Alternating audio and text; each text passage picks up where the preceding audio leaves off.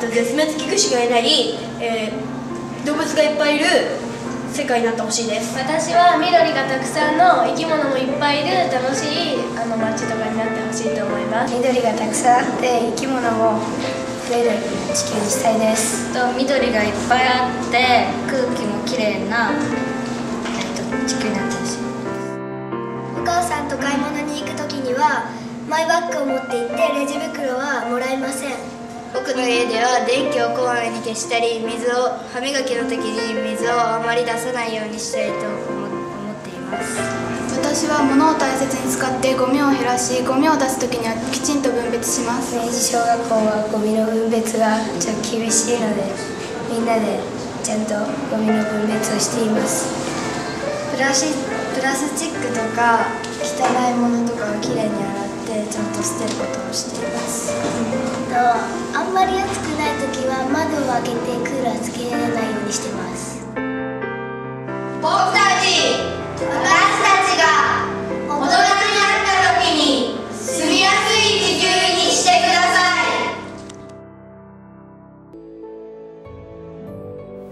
い。皆さんこんにちは。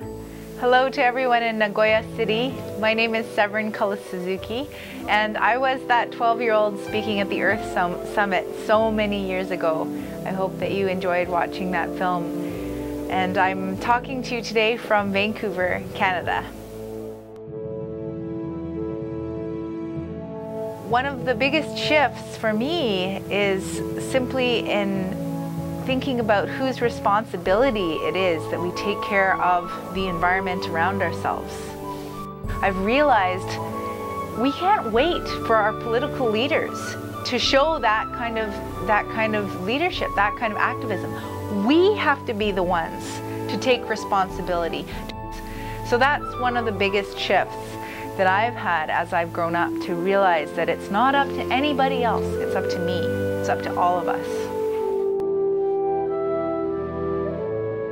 I know that just one person, me, I can't personally stop climate change from happening, but I can remove myself from contributing to that problem. And I can do this by making changes in my own personal life, and so I try to do this in my daily activities as much as I can. So personally, I try to reduce my impact. I also continue to give speeches. I speak to children, I speak to adults, I speak to anybody who will listen about how we can, as a society, make this sustainability transition.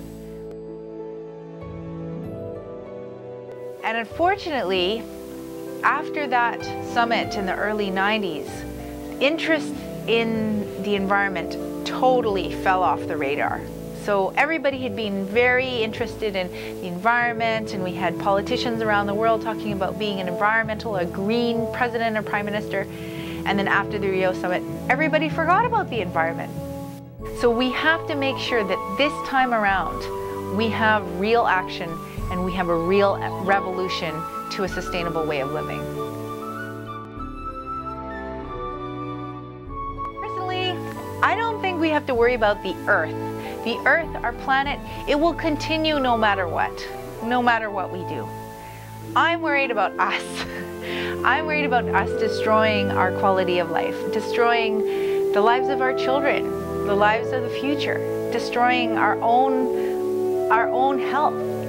That's what we're talking about when we're talking about the environment.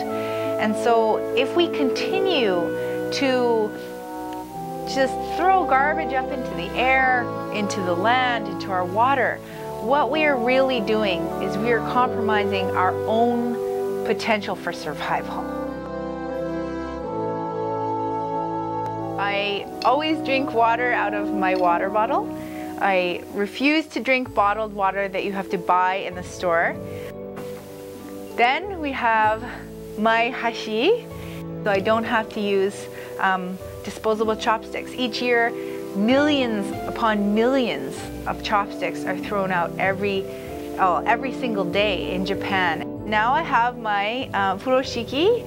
So those are little examples of how in my daily life I can reduce my ecological footprint and also show other people what they can do. If we all go back to our cultures, if we all go back to our traditions, we'll find that in many different places there is this tradition of paying attention to nature, making the right choices that make sense for sustainability. And some of my traditions do go back to Japan, of course, and finding out what can I do traditionally that do help me be a better sustainable citizen. I think we have the answers in our own culture. Japan could be a very strong leader in the environmental movement because there is a tradition of being in harmony with nature, and we do need to bring technology forward in tandem with this. I think that combination could really make Japan stand out if it's willing, if the Japanese people are willing to take that leadership and say, okay, we need to become sustainable in the 21st century.